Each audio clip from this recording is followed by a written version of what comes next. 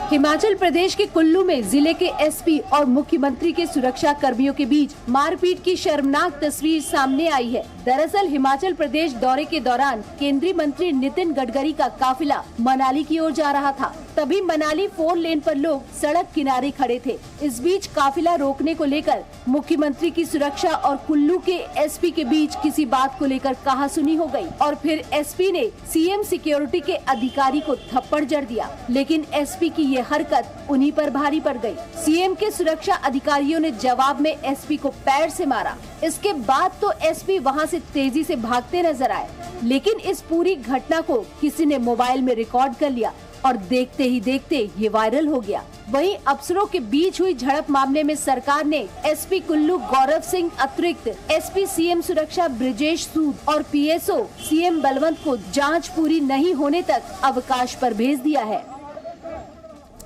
बिहार में बागमती नदी कहर ढा रही है तो बंगाल की झूमी नदी का पानी कस्बों में बह रहा है। ये बिहार के मुजफ्फरपुर में बागमती नदी का सैलाब है। पूरा इलाका पानी में डूबा है। हर साल बारिश के मौसम में बागमती नदी पर बना कॉपर बांध बह जाता है। अब जमीन के कटाव को रोकने के लिए तटबंध बनाए जा रहे हैं, तो कहीं पर स्थानीय लोग तेज बहाव को रोकने की कोशिश कर रहे हैं। खतरा बढ़ रहा है, लिहाजा कोई कच्चे घर की छत मजबूत कर रहा है तो कोई नाव बनाने की तैयारी में जुटा है। बिहार ही नहीं, पश्चिम बंगाल में भी कई जगह बाढ़ के हालात हैं। पश्चिमी मिदनापुर में झूमी नदी का जलस्तर बढ़ने की वजह से आसपास के रिहायशी इलाकों में भी पानी भर गया है। सड़कें दिखाई नहीं दे रही, दुकानों में भी पानी भर गया है। निचले इलाकों में बने घरों की एक मंजिल पानी में है। सड़कों पर इतना ज्यादा पानी है कि अब लोग नाव का इस्तेमाल करने लगे हैं। ये तस्वीर झारखंड की राजधानी रांची के धुरवा डैम की है, जहां एनडीआरएफ की टीम लगातार मॉक ड्रिल कर रही है। बिहार में लगातार बारिश से समस्तीपुर, नालंदा समेत कई इलाकों में बाढ़ जैसे हालात हैं। लगातार बारिश के बाद बिहार के कई जिलों में इस वक्त यही हालात है। ये है समस्तीपुर। लगातार बारिश की वजह से नदी नहरों का जलस्तर बढ़ गया है, जिसमें वेती नदी पर बना एक अस्थायी पुल तेज बहाव के साथ बह गया।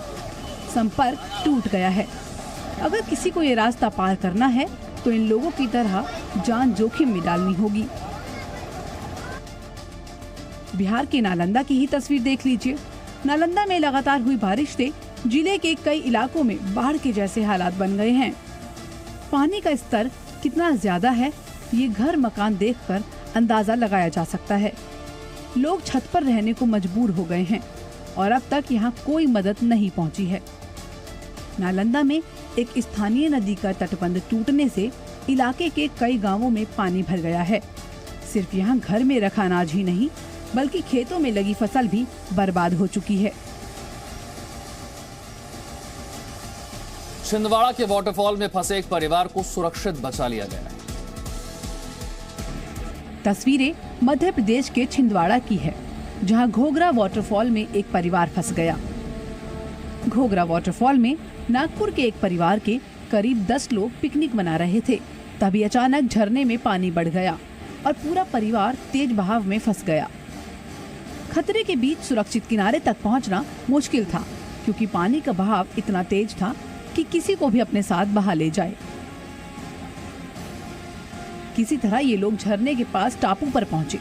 प्रशासन को बीच टापू में 10 लोगों के फंसे होने की जानकारी मिली, जिसके बाद रेस्क्यू टीम मौके पर पहुंची। कई घंटे बाद सभी को सुरक्षित निकाला गया। 10 लोगों में कुछ महिलाएं और छोटे बच्चे भी शामिल थे। जानकारी के मुताबिक पहले वाटरफॉल में पानी का बहाव कम था, लेकिन उसके बाद अचानक आए बाढ़ के पानी से मुश्किलें बढ़ गईं। पन्ना टाइगर रिजर्व से एक बाघिन के अपने बच्चों के साथ प्यार की खूबसूरत तस्वीरें सामने आई। एक बाघिन की अपने शावकों से दुलार की आपने शायद ही कभी इतनी सुंदर तस्वीर देखी होगी। पानी में बैठी बाघिन के पास पहले एक शावक होता है। बाघिन उसे दुलार कर रही है, तभी दूसरा शावक भी आ जाता है और दोनों अपनी माँ के साथ खेलने लगते हैं।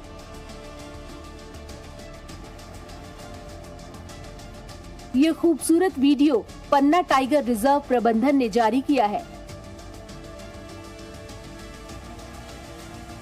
प्रबंधन ने ये जो वात्सल भरा वीडियो जारी किया है वो बाघिन P151 का है, जिसे देखकर लोग खुश हो रहे हैं।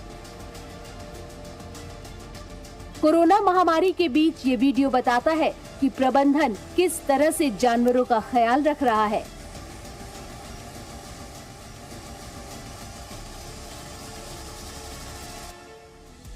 दुनिया में कोरोना के नए वेरिएंट डेल्टा प्लस के 205 मामले मिले।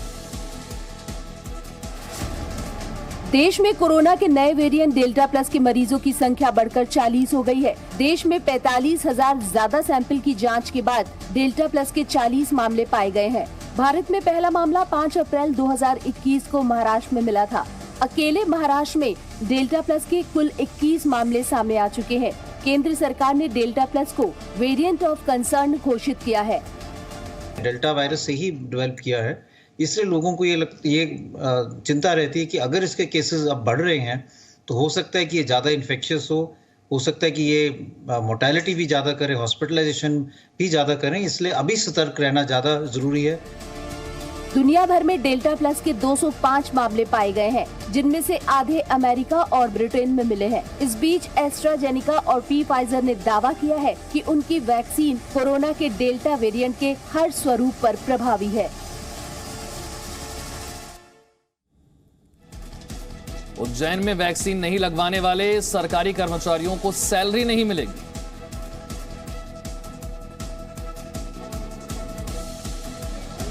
कोरोना की तीसरी लहर आए या फिर कोरोना दुनिया में तबाही मचाए, लेकिन हम नहीं सुधरेंगे। जरा इन तस्वीरों को देखिए कैसे मुंबई और पालघर के लोग कोरोना की तीसरी लहर को न्योता दे रहे हैं। पालघर के आशेरी किले में ये भीड़ पिकनिक मनाने पहुंची है।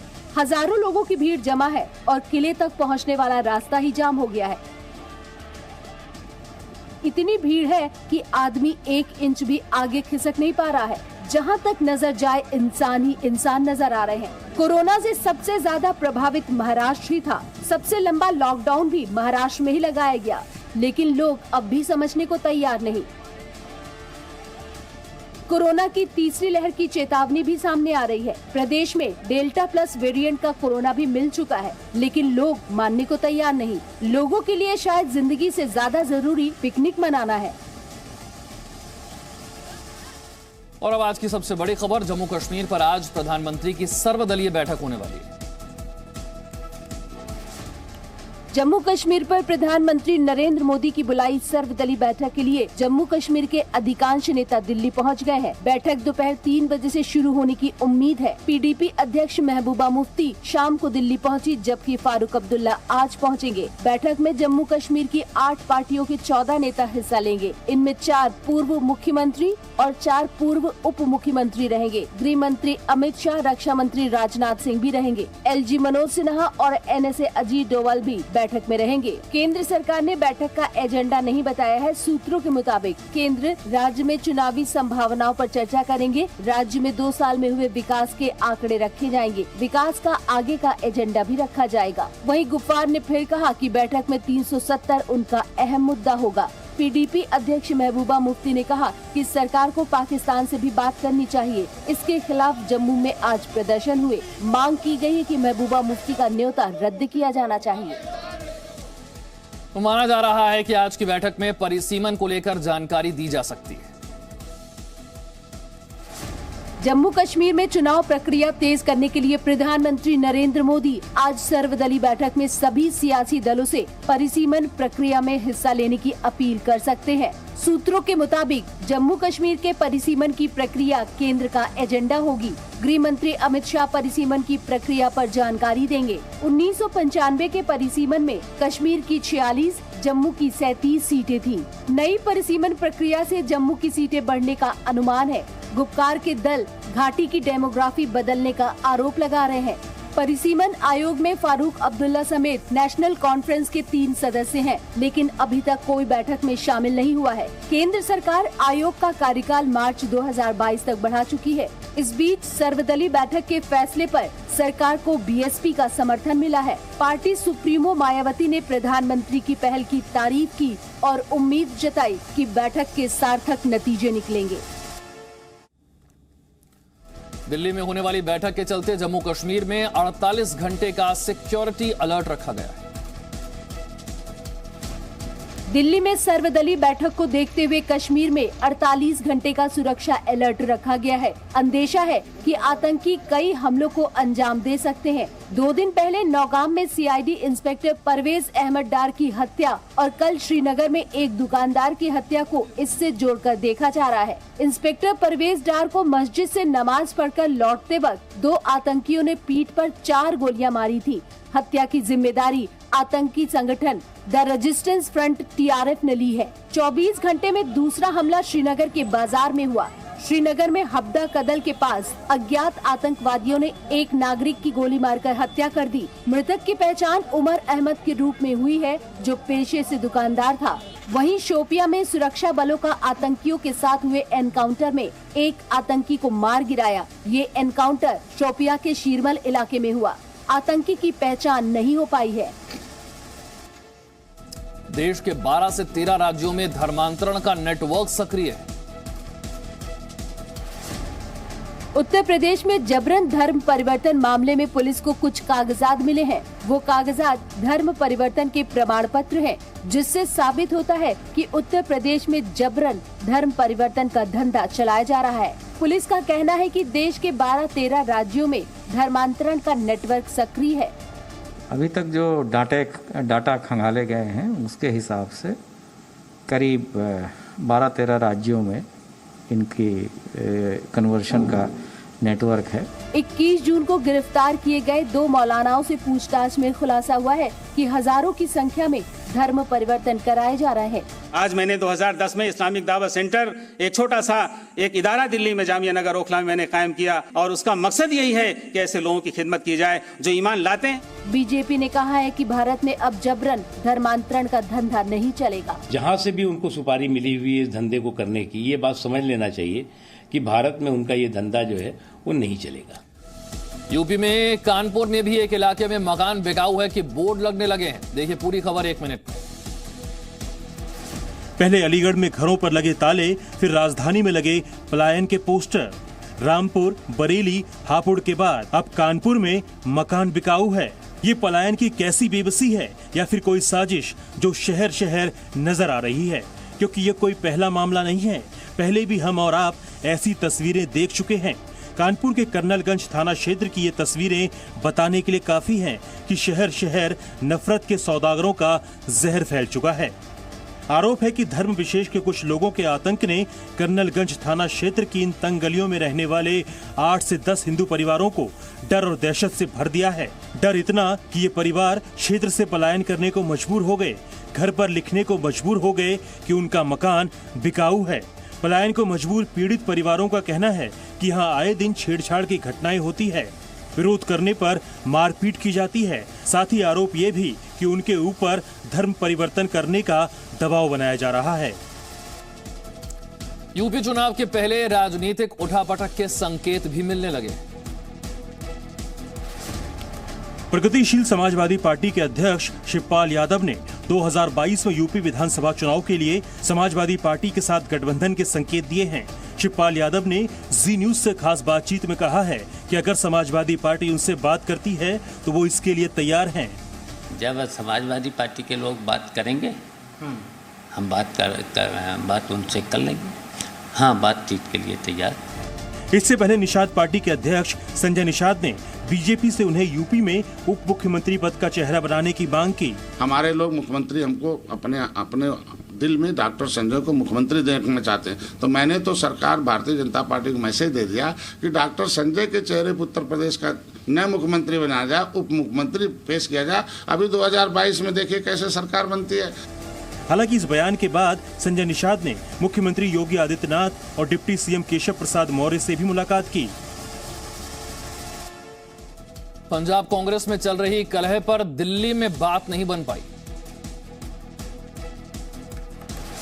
पंजाब कांग्रेस में कलह पर दिल्ली में भी सुलह नहीं हो सकी। नवजोत सिंह सिद्धू से जारी विवाद को सुलझाने के इरादे से पंजाब के मुख्यमंत्री कैप्टन अमरिंदर सिंह कल दिल्ली में थे। सूत्रों के मुताबिक कैप्टन अमरिंदर सिंह कांग्रेस अध्यक्ष सोनिया गांधी और राहुल गांधी से मुलाकात किए बिना चंडीगढ़ लौट गए। हालांकि कांग्रेस नेता हरीश रावत का कहना है कि पंजाब कांग्रेस में जारी कलह को जल्द ही सुलझा लिया जाएगा।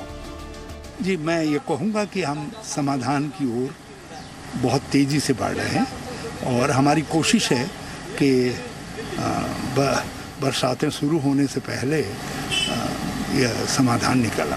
पंजाब कांग्रेस अध्यक्ष का दावा है कि पंजाब कांग्रेस के विवाद को मध्य प्रदेश और राजस्थान का विवाद नहीं बनने दिया जाएगा। पीसीसी प्रधान के तौर पे मैं आपको गारंटी दे सकता हूं कि पंजाब को राजस्थान नहीं बनने दिया जाएगा, पंजाब को मध्य प्रदेश नहीं बनने दिया जाएगा।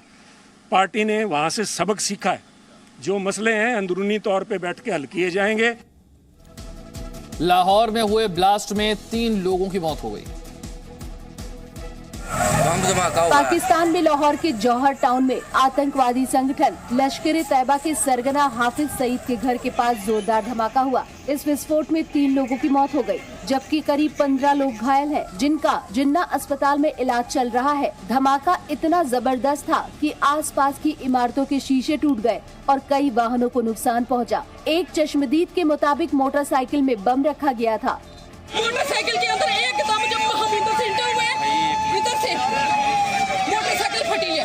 पुलिस जांच कर रही है कि बम रिमोट से संचालित था या सुसाइड बॉम्बर ने इस धमाके को अंजाम दिया है। अब तक बम धमाके की किसी आतंकी संगठन ने जिम्मेदारी नहीं ली है। बताया जा रहा है कि कुछ दिन पहले ही हाफिज के घर को जेल में तब्दील किया गया था, जिसके बाद से कोट लखपत जेल से हाफिज अपने घर आता जाता था। ये साफ नहीं हो पाया कि धमाके के वक्त हाफिज अपने घर में था या नहीं। Presenting B News app available on Google Play and App Store. Download it now.